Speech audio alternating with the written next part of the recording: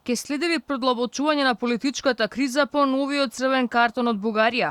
Надминувањето на спорот кое се продаваше како успешна европска приказна за македонските интеграции и услов за зајакнување на парламентарното мнозинство, повторно остана само ветување.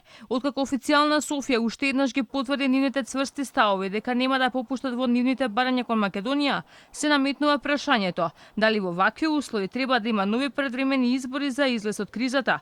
ВМРО ДПМН е по исходот од локалните избори интензивно бара предвремени избори, за како што алармираат да запре кризата која подолго време владее во Македонија. Подпредседателот на партијата Александар Николовски во изјава за Алфа вели дека вината е во власта. Проблемот вели е во високиот процент на корупција, а не само во Бугарија. Излезот од оваа криза се нова влада и нови избори. Не е проблемот само Бугарија. Е Бугарија проблем.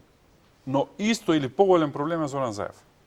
И сето тоа што тој го носи позади себе како багаж и како имидж. А сега граѓаните велат дајте да почнат преговори затоа што е катастрофа и се надеваат дека така ќе се посредат работите со преговори. Но со оваа влада нема да се посредат работите со преговори, напротив ќе се довлошат и затоа е потребна нова влада која што прво ќе именува работите дома, а после ќе ги презентира. Дека единствената опција за решавање на проблемите се брзи предвремени избори, смета и првиот човек на опозицијата Христијан Мицкоски, кој на средба со францускиот амбасадор во Зимева му е посочил токму оваа опција, поради како што потенцирал дека актуелната влада нема капацитет да се носи со предизвиците со кои се соочуваат граѓаните. СДСМ пак категорично одбива ново изборно соочување. Првиот човек на владата Зоран Заев одбива да разговара за избори. Образложението дека нови избори нема да донесат ништо добро за државата, туку потребен бил стабилен период за излегување од кризата.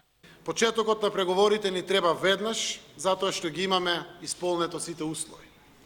Европеизација веднаш, европеизација постојана.